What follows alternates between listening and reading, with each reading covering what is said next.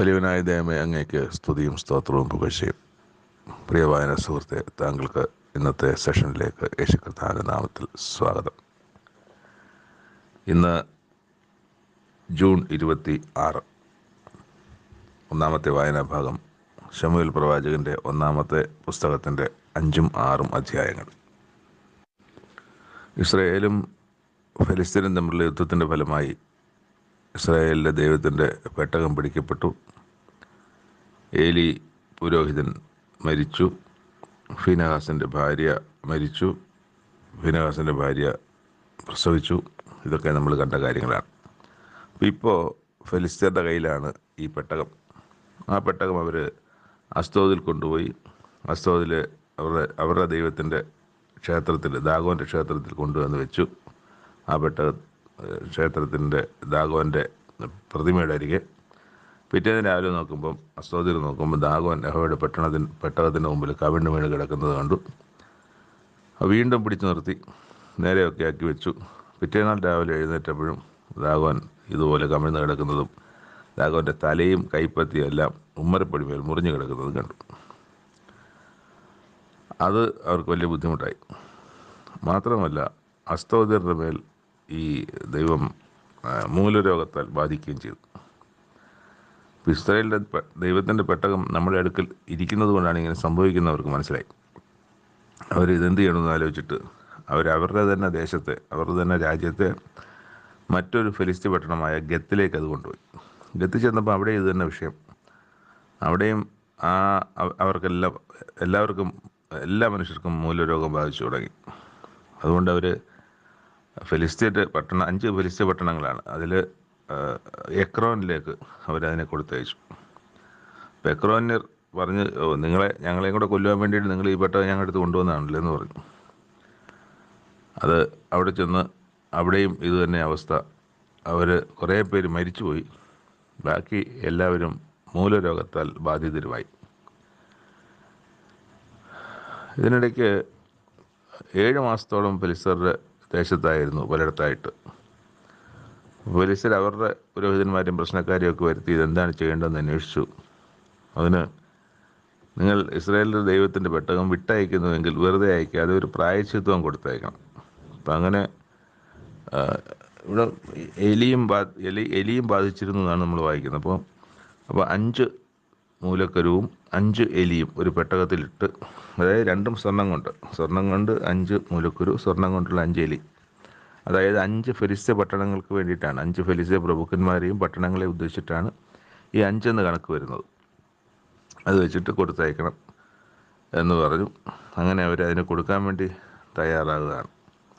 അപ്പോൾ ഇതിനിടയ്ക്ക് ഒരു കാര്യം പറയുന്നുണ്ട്. മിസ്രയീമ്യരും ഫറവോനും തങ്ങളുടെ ഹൃദയത്തെ കഠിനമാക്കിയതുപോലെ നിങ്ങളുടെ ഹൃദയത്തെ കഠിനമാക്കുന്നത് എന്ത്?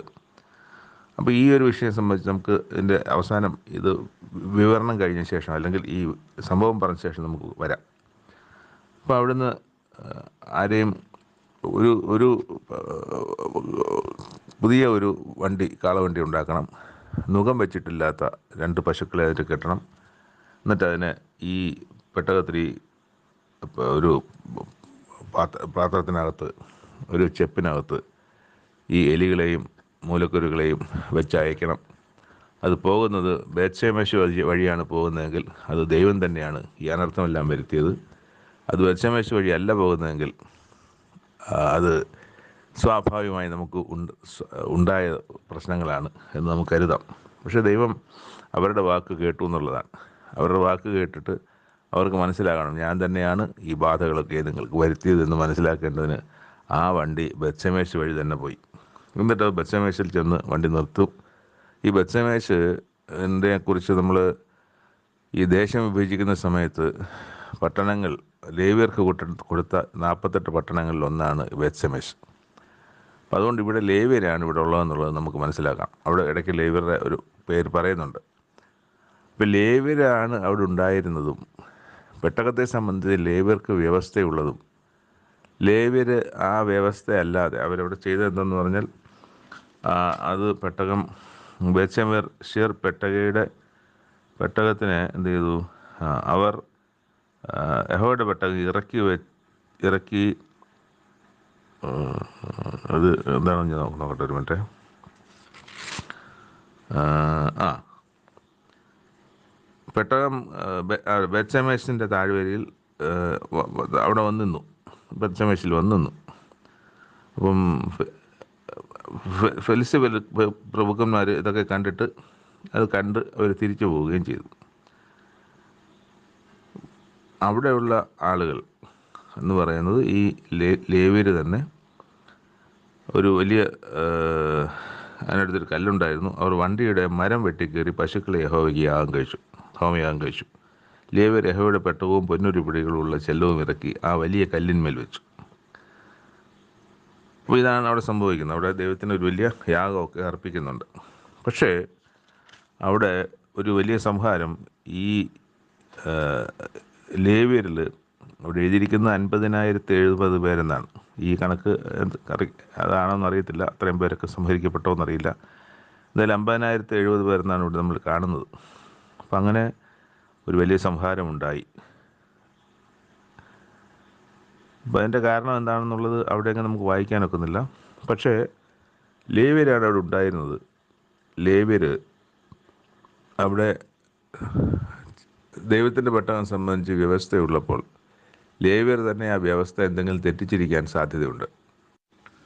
അതുകൊണ്ടാണ് അത്തരമൊരു സംഹാരം അവിടെ ഉണ്ടാകുന്നത്. ശരി, ഇനി നമുക്ക് ഈ അധ്യായത്തിലെ ചില പ്രധാന കാര്യത്തിലേക്ക് നമുക്ക് കടന്നു വരാം. നേരത്തെ വായിച്ചൊരു വാക്യമുണ്ടല്ലോ, 6:6.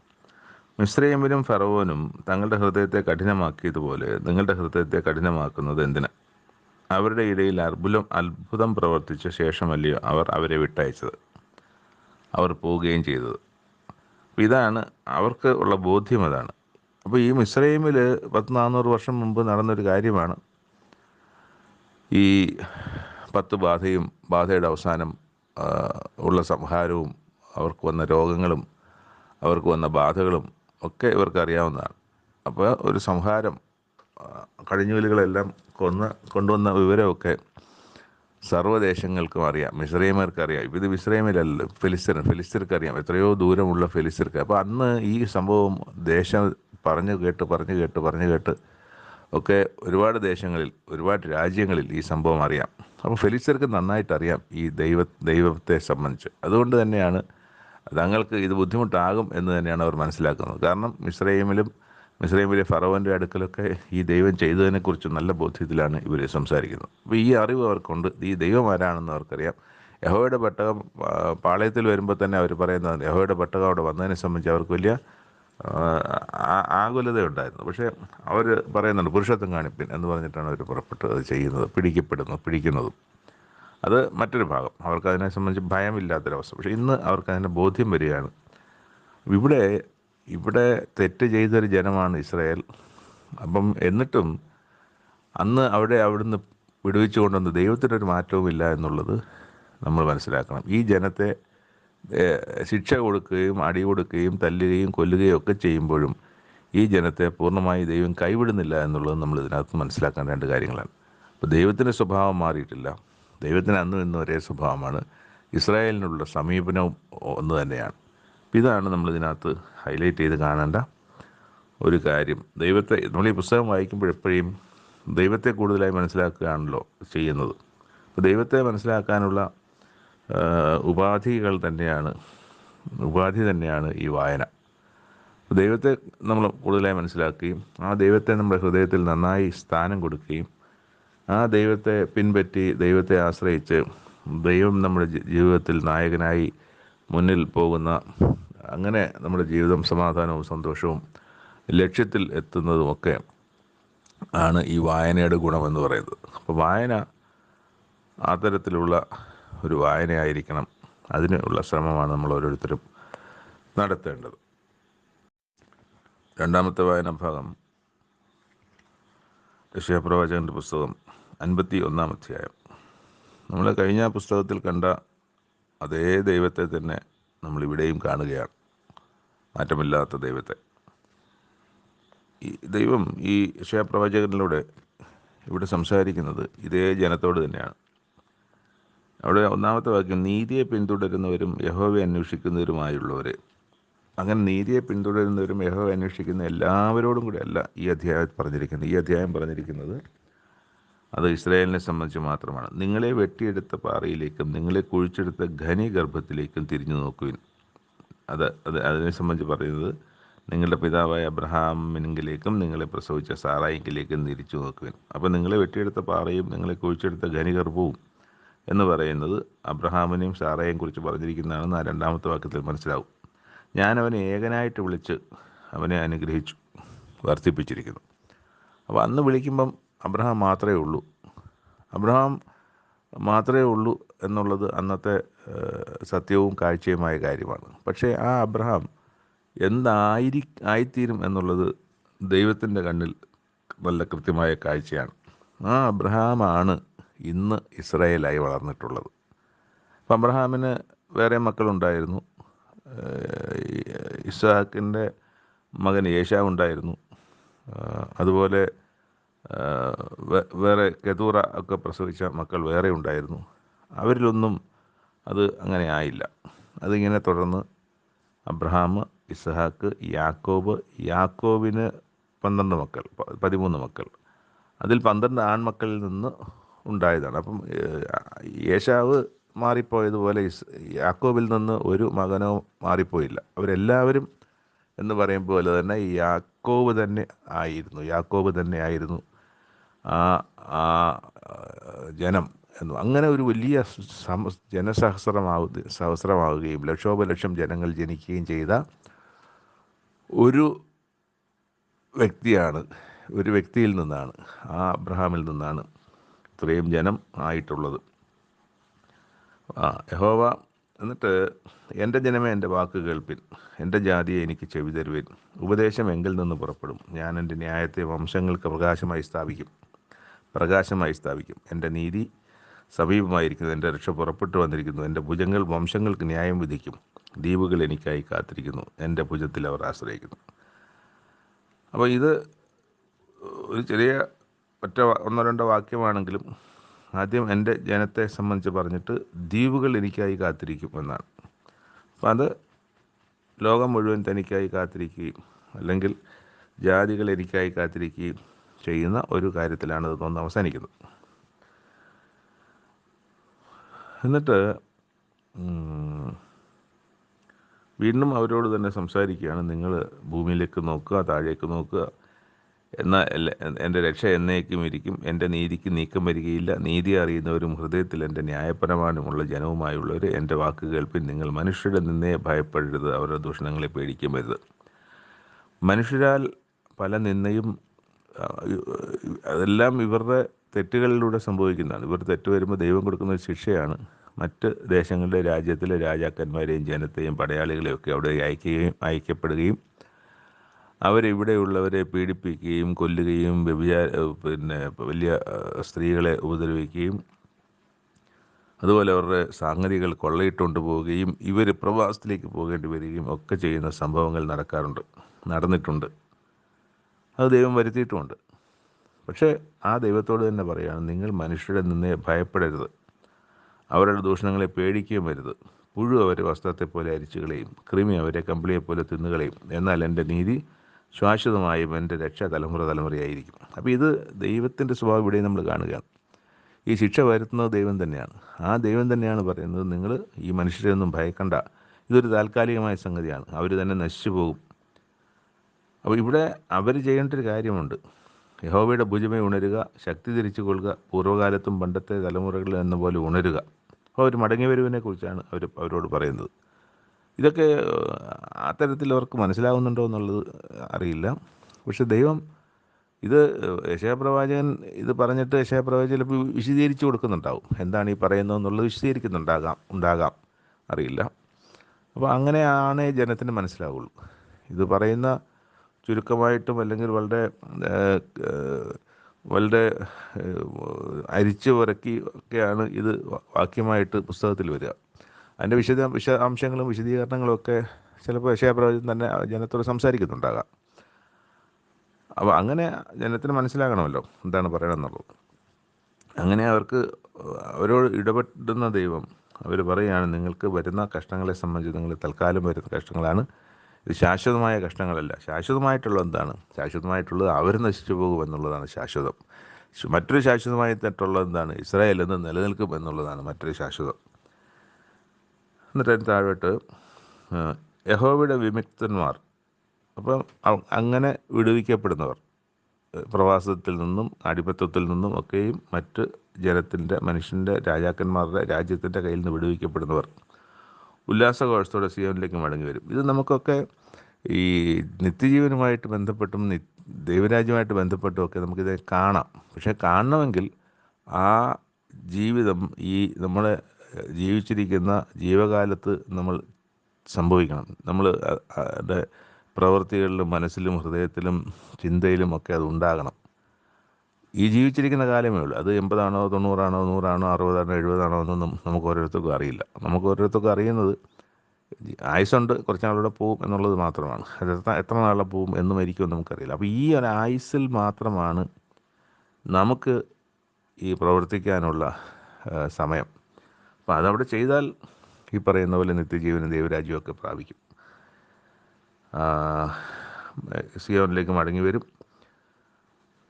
നിത്യാനന്ദം. അപ്പോൾ ഈ സിയോൻ എന്ന വാക്ക് നമുക്ക് യെരുശലേമായിട്ടും കാണാം, നമ്മുടെ സിയോനായിരിക്കുന്ന ദൈവരാജ്യവുമായിട്ടും കാണാം. മടങ്ങി വരും, നിത്യാനന്ദം അവരുടെ തലയിലുണ്ടായിരിക്കും. അവർ ആനന്ദവും സന്തോഷവും പ്രാപിക്കും, ദുഃഖവും ഞെരുക്കവും ഓടിപ്പോകും. ഞാൻ തന്നെ നിങ്ങളെ ആശ്വസിപ്പിക്കുന്നവൻ. എന്നാൽ മരിച്ചു പോകുന്ന മർത്യനെയും പുല്ലുപോലെ ആയിത്തീരുന്ന മനുഷ്യനെയും ഭയപ്പെടുവാൻ നീ ആർ? അപ്പോൾ അത് തന്നെയാണ് നേരത്തെയും പറഞ്ഞത്. അങ്ങനെയുള്ളവരൊന്നും നീ ഭയപ്പെടേണ്ട.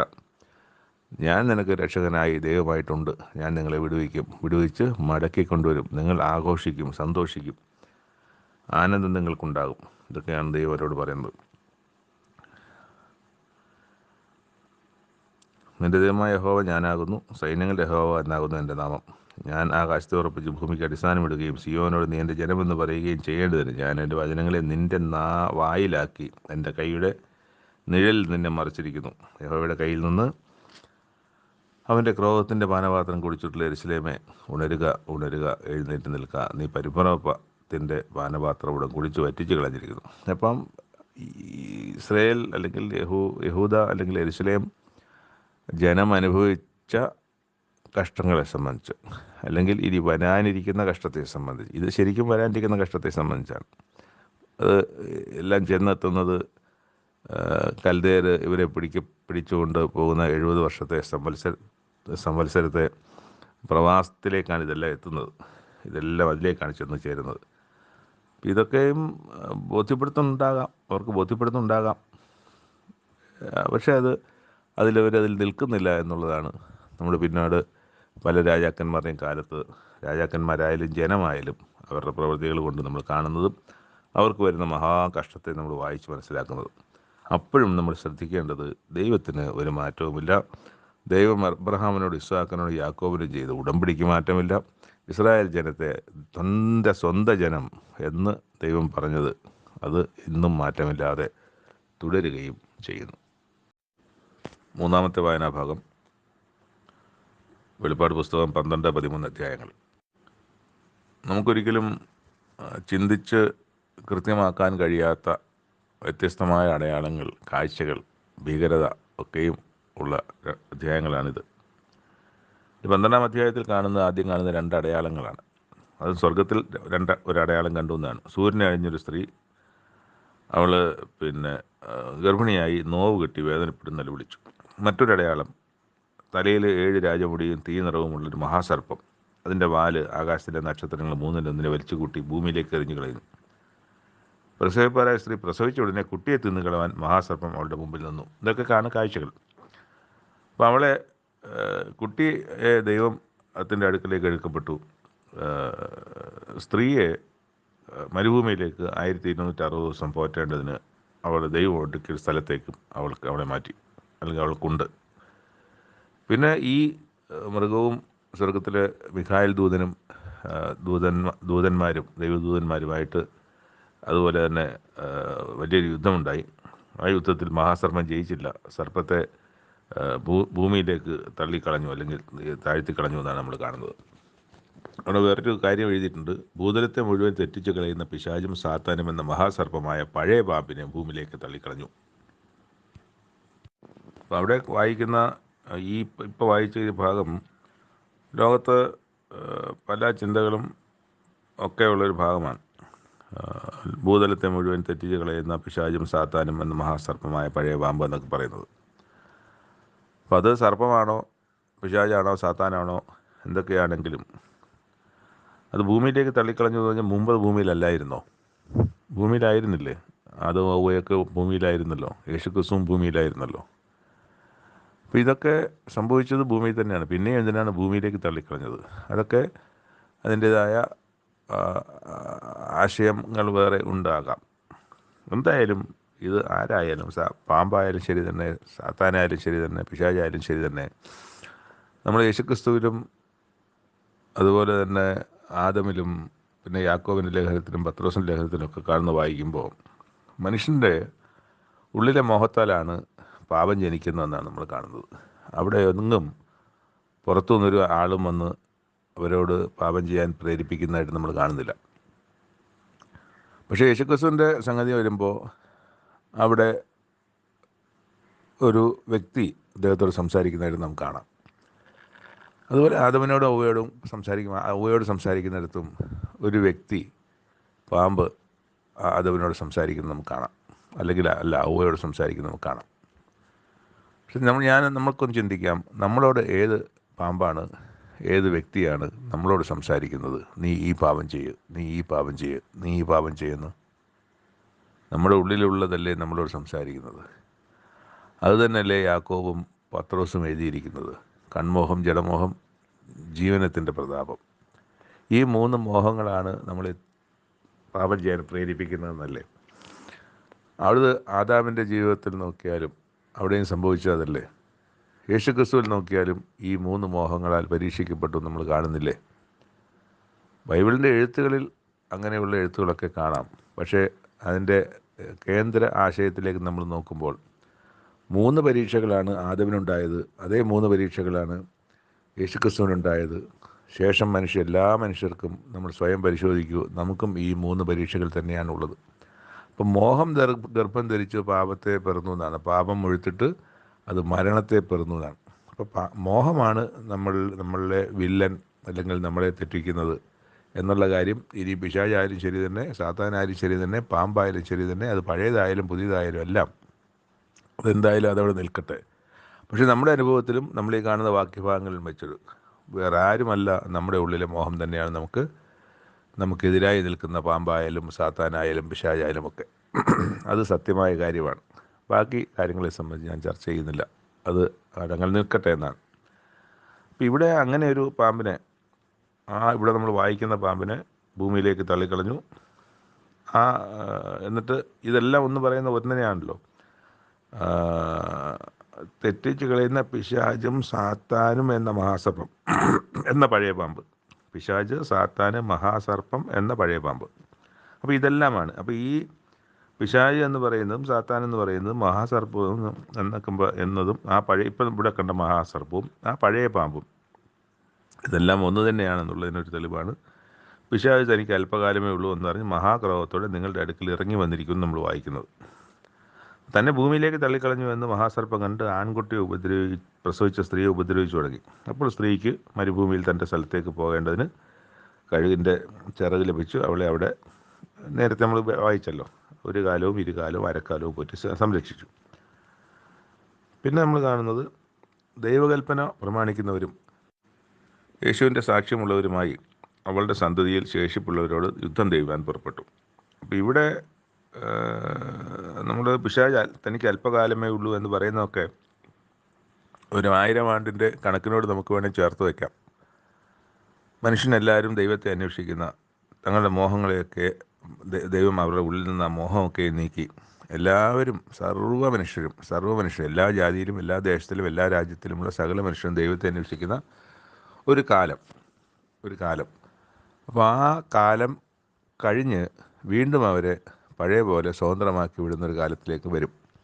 അപ്പോൾ മനുഷ്യന് വീണ്ടും മോഹം ജനിക്കുകയും വീണ്ടും പാപം ഉണ്ടാകുന്ന സിറ്റുവേഷനുണ്ട്. പക്ഷേ അവരെ പഴയ ആ ഒരു കാലത്ത് ദൈവത്തോട് ചേർന്ന് നിന്നൊക്കെ ഓർത്തിട്ട് അതിൽ നിൽക്കും.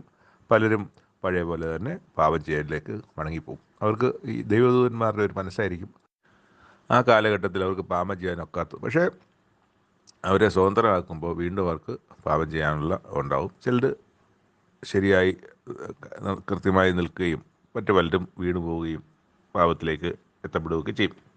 അപ്പോൾ ഇവിടെ അല്പകാലമേ ഉള്ളൂ എന്ന് പിശാചിനും അറിയാമെന്നാണ് നമ്മൾ വായിക്കുന്നത്. അല്പകാലമേ ഉള്ളൂ എന്നറിഞ്ഞ്. അപ്പോൾ അത് കഴിഞ്ഞ് പിശാചിനെയും അതുപോലെ തന്നെ കെട്ടിയിടുക നമ്മൾ കാണുന്നുണ്ട്. പിശാചിനെ കെട്ടിയിടുക എന്ന് പറഞ്ഞാൽ ഈ പറഞ്ഞ മോഹത്തെ, മനുഷ്യനെ വഴിതെറ്റിക്കുന്ന സാത്താനെ, മനുഷ്യനെ വഴിതെറ്റിക്കുന്ന പാമ്പിനെ, മനുഷ്യനെ വഴിതെറ്റിക്കുന്ന പിശാചിനെ ബന്ധിക്കുകയാണ്. അപ്പോൾ ആ സമയമാണ് ഞാൻ ഈ പറഞ്ഞത്, അവർക്ക് പിന്നെ മനുഷ്യന് ഈ പാപം ചെയ്യുന്ന പ്രേരണ, പാപം ചെയ്യാനുള്ള വഴിയോ പ്രേരണയോ ഒന്നും ഇല്ലാത്തൊരു കാലം. അത് കഴിഞ്ഞ് ഈ അല്പകാലമേ ഉള്ളൂ എന്ന് പറയുന്ന ഈ കാലത്തിലേക്ക് സാത്താനെ, പാമ്പിനെ, പിശാചിനെ, സർപ്പത്തെ ഒക്കെയും, സർപ്പത്തിനെ എല്ലാം ഒന്ന് തന്നെയാണെന്നാണ് നമ്മൾ വായിച്ചത്, അതിനെ തുറന്നു വിടുകയാണ്. അപ്പോൾ അത് വീണ്ടും മനുഷ്യനെ പാപം ചെയ്യിക്കാനിടയാകും. അതാണ് ഞാൻ നേരത്തെ പറഞ്ഞ കാര്യത്തിൻ്റെ സാരം. അപ്പോൾ അത് കഴിഞ്ഞ് നമ്മളിവിടെ വായിക്കുന്നത്, അവിടെ നമ്മൾ എൻ്റെ അവസാനം, ദൈവകൽപ്പന പ്രമാണിക്കുന്നവരും യേശുവിൻ്റെ സാക്ഷ്യമുള്ളവരുമായി അവളുടെ സന്തതിയിൽ ശേഷിപ്പുള്ളവരോട് യുദ്ധം ചെയ്യുവാൻ പുറപ്പെട്ടു. ആര്? ഈ സർപ്പം. 13-ാം അധ്യായത്തിൽ, അപ്പോൾ 10 കൊമ്പും 7 തലയും, കൊമ്പുകളിൽ 10 രാജമുടിയും തലയിൽ ദൂഷണനാമമുള്ള ഒരു മൃഗം സമുദ്രത്തിൽ നിന്ന് കയറുന്നത് ഞാൻ കണ്ടു. അപ്പോൾ ഇവിടെ ഇത് കാണുന്നു. അതുപോലെ തന്നെ തുടർന്ന് നമ്മൾ വായിക്കും, ആ മൃഗത്തിൻ്റെ ശക്തിയെക്കുറിച്ച് നമ്മൾ കാണുന്നുണ്ട്. പുള്ളിപ്പുലിക്ക് സദൃശ്യം, കാൽ കരടിയുടെ കാൽ, വായ സിംഹത്തിൻ്റെ വാ പോലെ.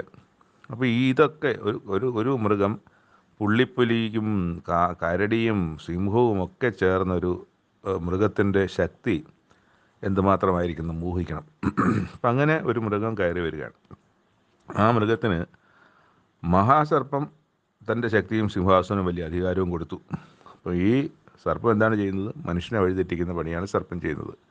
അത് ചെയ്യാൻ യോഗ്യമായ ഒരു മൃഗത്തിന് തൻ്റെ ശക്തി കൊടുത്തു എന്നാണ് വായിക്കുന്നത്. പക്ഷേ ഈ മൃഗം, കയറി വന്ന മൃഗമൊന്നും യഥാർത്ഥത്തിൽ മൃഗമല്ല, മറിച്ച് ഒരു രാജാവോ ചക്രവർത്തിയോ അധികാരസ്ഥനോ ഒക്കെ ആയിരിക്കും. അതാകാനാണ് സാധ്യത. അപ്പോൾ അതിന് ഭൂമിയിലെ സകല മനുഷ്യരെയും ഉപദ്രവിക്കാനും ഒക്കെ അത് തയ്യാറാകുന്നു എന്നുള്ളതാണ്. അതിന് പ്രത്യേകിച്ച് ആരും അധികാരം കൊടുക്കുന്നതല്ല. അങ്ങനെ ഒരു സംഗതി ഉയർന്നു വരും. ഇപ്പോൾ നമുക്ക് അലക്സാണ്ടറൊക്കെ അങ്ങനത്തെ ഒരാളല്ലേ. അലക്സാണ്ടർ നമ്മൾ നോക്കുമ്പം, അലക്സാണ്ടർ ഇതുപോലെയുള്ള വളരെ ശക്തിയുള്ള, എല്ലാ രാജ്യങ്ങളും കീഴടക്കി ജയിച്ചു വന്ന ഒരു രാജാവാണ്, ചക്രവർത്തിയാണ്. അപ്പം അങ്ങനെയുള്ള മനുഷ്യർ പല കാലഘട്ടത്തിലും ഉണ്ടായിട്ടുണ്ട്. ട്രോജൻ, ഞാൻ അതിനെക്കുറിച്ച് ഡീറ്റെയിൽ ആയിട്ട് നോക്കിയിട്ടില്ല. ട്രോജൻ ഇതൊക്കെ കണ്ടിട്ടുണ്ടല്ലോ, വായിച്ചിട്ടുണ്ടല്ലോ. അപ്പോൾ അത്തരം പല ശക്തികൾ ഭൂമിയിൽ പല കാലങ്ങളിലും വന്ന് മനുഷ്യരെ ഉപദ്രവിക്കുകയും മനുഷ്യനെ ദണ്ഡിപ്പിക്കുകയും മനുഷ്യനെ തെറ്റിപ്പിക്കുകയും അതുപോലെ തന്നെ ദൈവജനത്തെ കൊണ്ടുപോയി ഒക്കെ ദൈവത്തിനെ ആരാധിക്കുന്നതിന് പകരം ഈ പറഞ്ഞ ബിംബങ്ങളെ ആരാധിക്കാൻ നിർബന്ധിക്കുകയൊക്കെ ചെയ്ത കാലങ്ങൾ പല സമയത്തും ഉണ്ടായിട്ടുണ്ട്. അപ്പോൾ ഇതിനിടയ്ക്ക് നമ്മൾ വായിക്കുന്നത്, ഈ മൃഗത്തെ, മഹാസർപ്പത്തെ നമസ്കരിക്കുന്ന മനുഷ്യരെ കാണുന്നുണ്ട്, മൃഗത്തെ നമസ്കരിക്കുന്ന മനുഷ്യനെ കാണുന്നുണ്ട്. വായിക്കുന്നത്, മൃഗത്തിന് അധികാരം കൊടുത്തതുകൊണ്ട് അവർ മഹാസർപ്പത്തെ നമസ്കരിച്ചു, മൃഗത്തെയും നമസ്കരിച്ചു എന്നാണ് നമ്മൾ വായിക്കുന്നത്. അപ്പം എപ്പോഴും നമുക്ക് കാണുന്നതാണ്, ലോകത്ത് എല്ലായിടത്തും കാണുന്നതാണ്, അന്യദൈവങ്ങളെ നമസ്കരിക്കുകയും അത് ദൈവത്തിൻ്റെ എതിരെ നിൽക്കുന്ന എല്ലാത്തിനെയും, ഇപ്പോൾ മനുഷ്യൻ അത് ബിംബമാകാം, മനുഷ്യനാകാം, മൃഗമാകാം, പാമ്പാകാം, എന്തും ആകാം, ദൈവം അല്ലാതെ നമസ്കരിക്കുന്നത്, ദൈവത്തിൻ്റെ സ്ഥാനത്ത് കണ്ട് നമസ്കരിക്കുന്ന പലതും ഉണ്ടാകാം. അത് ബിംബം മാത്രമല്ല, പലതിനെയും നമസ്കരിക്കുന്നത് പലതും, അതായത് ദൈവത്തേക്കാൾ പ്രാധാന്യത്തിൽ ദൈവത്തെ ദൈവമായി കാണാതെ തന്നെ ആരാധിക്കുകയൊക്കെ ചെയ്യുന്ന അതിനെ സംബന്ധിച്ചാണ്. അപ്പം അത് ഉണ്ട്, അന്നും ഉണ്ട്, ഇന്നും ഉണ്ട്, എന്നും ഉണ്ട്. മൃഗത്തിന് വമ്പും ദൂഷണവും സംസാരിക്കുന്ന വായ ലഭിച്ചു. 42 മാസം പ്രവർത്തിപ്പാൻ അധികാരം ലഭിച്ചു. അത് ദൈവത്തിൻ്റെ നാമത്തെയും അവൻ്റെ കൂടാരത്തെയും സ്വർഗത്തിൽ വസിക്കുന്നവരെയും ദുഷിപ്പാൻ ദൈവദൂഷണത്തിനായി വാതുറന്നു. വിശുദ്ധന്മാരോട് യുദ്ധം ചെയ്ത് അവരെ ജയിപ്പാനും അതിന് അധികാരം ലഭിച്ചു. അപ്പം വിശുദ്ധന്മാരാരാ? വിശുദ്ധന്മാരോട് യുദ്ധം ചെയ്യുന്നത്. അപ്പോൾ ഇതൊക്കെ എല്ലാം ഭൂമിയിൽ നടക്കുന്ന കാര്യങ്ങളാണ് എന്നുള്ളത് കൊണ്ട് നമ്മൾ മനസ്സിലാക്കണം. സകല ഗോത്രത്തിന്മേലും വംശത്തിന്മേലും ഭാഷമേലും ജാതിമേലും അധികാരം ലഭിച്ചു. ലോകസ്ഥാപനം മുതൽ അറുക്കപ്പെട്ട കുഞ്ഞാൻ്റെ ജീവവസ്തുവിൽ പേരെഴുതിയിട്ടില്ലാത്ത ഭൂവാസികളൊക്കെയും അതിനെ നമസ്കരിക്കും. ചെവിയുള്ളവൻ കേൾക്കട്ടെ. ചെവിയുള്ളവൻ കേൾക്കട്ടെ എന്ന് പറയുന്നതിൻ്റെ അടിസ്ഥാനം എന്താണ്? ഇത് മുമ്പേ എഴുതപ്പെട്ടിരിക്കുന്നതാണ്. ഇങ്ങനൊരു കാര്യം വരുമ്പം സകല മനുഷ്യരും അതിനെ നമസ്കരിക്കാൻ ഇടയാകും. പക്ഷേ നിങ്ങൾ ഇതിൽ നിന്ന് വിട്ടു നിൽക്കണം എന്നുള്ളതാണ് ചെവിയുള്ളവൻ കേൾക്കട്ടെ എന്ന് പറയുന്നതിൻ്റെ സാരം. ഇത് ഇന്ന് മാത്രമല്ലല്ലോ, നമ്മളുടെ കാലശേഷം നാളെയും അടുത്ത തലമുറകൾ വായിക്കും. ഇത് സംഭവിക്കുന്ന സമയവും ഈ അന്നത്തെ കാലത്തെ ജനവും ഇത് വായിക്കുന്നുണ്ടാവും കുറേ ആൾക്കാർ. അത് വായിക്കുന്നവർക്ക് സംഭവിക്കുമ്പോൾ അത് മനസ്സിലാക്കണം. ഇത് എന്നത്തേക്കെന്നുള്ളത് അത് സംഭവിക്കും മാത്രമേ അറിയുള്ളൂ. ഇന്നത്തെ കാലത്തല്ലായിരിക്കാം, നമ്മുടെ ജീവകാലത്തല്ലായിരിക്കാം. അപ്പം നമ്മുടെ ജീവകാലത്താണ് സംഭവിക്കുന്നതെങ്കിൽ ഇത് നമ്മൾ വായിക്കുമെന്ന് മനസ്സിലാവും. ഇങ്ങനെ ഒരു കീഴടങ്ങൽ അല്ലെങ്കിൽ ഇങ്ങനെ ഒരു നമസ്കാരം നമ്മൾ ചെയ്യേണ്ടി വരും എന്ന് ഇവിടെ എഴുതിയിട്ടുണ്ട്. അതാണ് ചെവിയുള്ളവൻ കേൾക്കട്ടെ. അപ്പം നമ്മളത് കേട്ടിട്ട് ശരിയാണ്, കർത്താവ് നമ്മളോട് നേരത്തെ അരുളി ചെയ്തിട്ടുണ്ട് ഇങ്ങനെ സംഭവിക്കുന്നത്, അതുകൊണ്ട് അതിനെ നമസ്കരിക്കാതെ മാറി നിൽക്കണം എന്ന് മനസ്സിലാക്കി തരികയാണ്. അപ്പോൾ അതെന്ന് സംഭവിക്കുമോ അന്ന് ഉള്ളവർക്ക് വേണ്ടിയിട്ടാണ് ഇത് എഴുതിയിരിക്കുന്നത്. അവിടെ എന്നിട്ട് പറയുന്നത്, ഇവിടെ വിശുദ്ധന്മാരുടെ സഹിഷ്ണുതയും വിശ്വാസവും കൊണ്ട് ആവശ്യം. ഈ വിശുദ്ധന്മാരെന്ന് പറയുന്നത് ദൂതന്മാരാണോ, അല്ലെങ്കിൽ വേറെ ഏതെങ്കിലും ജീവികളാണോ, മറ്റാരെങ്കിലും ആണോ? എല്ലാം മനുഷ്യരല്ലേ. ഈ മനുഷ്യരെക്കുറിച്ചല്ലേ ഈ പറയുന്നത്. ഇപ്പോൾ വാളുകൊണ്ട് കൊള്ളുവാൻ, അടിമയാക്കി കൊണ്ടുപോകുന്നവൻ അടിമയായി പോകും. വാൾ കൊണ്ട് കൊള്ളുന്നവൻ വാളാൽ മരിക്കേണ്ടി വരും. ഇതൊക്കെ അവിടെ പറയുന്നുണ്ട്. എന്നിട്ടാണ് പറഞ്ഞത്, ഇവിടെ വിശുദ്ധന്മാരുടെ സഹിഷ്ണുതയും വിശ്വാസവും കൊണ്ട് ആവശ്യം. അതാണ് ചെവിയുള്ളവൻ കേൾക്കട്ടെ. അപ്പോൾ അത് കേട്ടിട്ടുള്ളൊരു ജനമാണെങ്കിൽ, ഈ പറഞ്ഞ കാര്യങ്ങൾ മനസ്സിലാക്കിയിട്ടുള്ള ജനമാണെങ്കിൽ ആ ജനത്തിന് മനസ്സിലാകും, ഇവിടെ വിശുദ്ധന്മാരുടെ സഹിഷ്ണുതയും വിശ്വാസം കൊണ്ടാണ് ഞാൻ പിടിച്ചു നിൽക്കേണ്ടത്. സഹിഷ്ണുതയും വിശ്വാസവും എനിക്കുണ്ടായേ ഒക്കുള്ളൂ. ആ സഹിഷ്ണുത വിശ്വാസത്തിലൂടെ തന്നെ ഞാൻ ഈ ഒരു ഘട്ടം എന്താണ്, ഇതൊരു എല്ലാ കാലത്തും നിലനിൽക്കുന്ന ഒരു സംഗതിയല്ലല്ലോ. കുറച്ച് നാളത് ഇവിടെ 42 മാസവും പറയുന്നുണ്ട്. 42 മാസം എന്ന് പറയുമ്പം 4 വർഷം തികച്ചില്ല, 3.5 വർഷത്തെ സമയമാണ്. അപ്പോൾ ആ ഒരു കാലഘട്ടത്തിലെ അത് ഈ കാലഘട്ടത്തെക്കുറിച്ചാണ് പറയുന്നതെങ്കിൽ, ഇനി അതല്ലെങ്കിൽ പോലും എല്ലാം നമുക്കറിയാം, എല്ലാം ചുരുങ്ങിയ കാലത്തേക്കേ ഉള്ളൂ. എല്ലാം പ്രവാസം തന്നെ പോയത്, ബാബേൽ പ്രവാസത്തിലേക്ക് പോയത് 70 വർഷമേ ഉണ്ടായിരുന്നുള്ളൂ, മടങ്ങി വന്നല്ലോ പിന്നെ. അപ്പോൾ അതുകൊണ്ട് ശാശ്വതമായിട്ടൊന്നും ഉള്ള കാര്യങ്ങളല്ല ഇത്. അതുകൊണ്ട് ഇത് ദൈവജനം മനസ്സിലാക്കണമെന്നുള്ള ഉദ്ദേശിച്ചിട്ടാണ് ചെവിയുള്ളവൻ കേൾക്കട്ടെ എന്ന് പറയുന്നത്. പിന്നെ നമ്മൾ കാണുന്നത്, മറ്റൊരു മൃഗം ഭൂമിയിൽ നിന്ന് കയറുന്നത് കണ്ടു. അതിന് കുഞ്ഞാടിനുള്ളതുപോലെ 2 കൊമ്പുണ്ടായിരുന്നു. അത് മഹാസർപ്പം എന്ന പോലെ സംസാരിച്ചു. അത് ഒന്നാമത്തെ മൃഗത്തിൻ്റെ മുമ്പാകെ അതിൻ്റെ അധികാരമെല്ലാം നടത്തി. അപ്പോൾ ഒന്നാമത്തെ മൃഗത്തിൻ്റെ മുമ്പാകെ അതിൻ്റെ അധികാരമെല്ലാം നടത്തി. ഭൂമിയെയും അതിൽ വസിക്കുന്നവരെയും മരണകരമായ മുറിവ് പുറത്തുപോയ ഒന്നാം മൃഗത്തെ നമസ്കരിക്കുമാറാക്കുന്നു. അത് മനുഷ്യർ കാണുക ആകാശത്ത് നിന്ന് ഭൂമിയിലേക്ക് തീ ഇറങ്ങുമാറ് വലിയ അടയാളങ്ങളും അത്ഭുതങ്ങളും പ്രവർത്തിക്കുകയും മൃഗത്തിൻ്റെ മുമ്പിൽ പ്രവർത്തിപ്പാൻ തനിക്ക് ബലം കിട്ടിയ അടയാളങ്ങളെ കൊണ്ട് ഭൂവാസികളെ തെറ്റിക്കുകയും വാളാൽ മുറിവേറ്റിട്ടും ജീവിച്ച മൃഗത്തിന് പ്രതിമ ഉണ്ടാക്കുവാൻ ഭൂവാസികളോട് പറയുകയും ചെയ്യുന്നു. അപ്പോൾ ഇതെല്ലാം അന്യാരാധനകൾ ഭൂമിയിൽ മനുഷ്യർ ഒക്കെ ചെയ്യുന്ന, മനുഷ്യർ തന്നെയാണ് ഈ മൃഗം എന്നൊക്കെ പറഞ്ഞ് വരുന്നതൊക്കെ അധികാര കേന്ദ്രങ്ങളാണ്, പുതിയ രാജാക്കന്മാരാണ് ഒക്കെയാണ്, അല്ലെങ്കിൽ ഈ രാജ്യങ്ങളാണ്. ഇപ്പോൾ കൽദേർ എന്ന് പറയുന്ന ഒരു രാജ്യം അല്ലേ, കൽദേർ എന്ന് പറയുമ്പോൾ പേടിയല്ലേ. ഇതിൽ രാജാക്കന്മാർ തന്നെ, നെബൂഖദ്നേസർ തന്നെ പല രാജാക്കന്മാരുണ്ടായിരുന്നുള്ളൂ കൽദേർമാരായിട്ട്. അപ്പോൾ കൽദേർ രാജാവ് എന്നുള്ളതാണ്, അതൊരു വ്യക്തി മാത്രമായിരിക്കത്തില്ല. അപ്പോൾ അവിടെ അത് അങ്ങനെ പ്രതിമ ഉണ്ടാക്കുകയും അതിനെ നമസ്കരിക്കുകയും ഒക്കെ ചെയ്യുന്നതിന്, ഇത് ഈ നമ്മൾ കാണുന്ന ഇതുപോലൊരു പ്രതിമ മുമ്പ് നമ്മൾ ഉണ്ടാക്കിയതിനെക്കുറിച്ച് നമ്മൾ കാണുന്നുണ്ടല്ലോ. ഒരു പ്രതിമ ഉണ്ടാക്കിയിട്ട് അതിനെ നമസ്കരിക്കാൻ ശദ്രക്ക് മേശക്ക് അബേദ്നെഗോയോട് പറയുന്ന കാര്യങ്ങൾ നമ്മൾ കണ്ടിട്ടുണ്ട്. അതെല്ലാം മനുഷ്യനല്ലേ പറയുന്നത് പ്രതിമ ഉണ്ടാക്കാൻ തൻ്റെ ആളുകളോട് പറയുന്നതും ആ പ്രതിമയെ നമസ്കരിക്കാൻ പറയുന്നതും മനുഷ്യൻ തന്നെയായ രാജാവല്ലേ.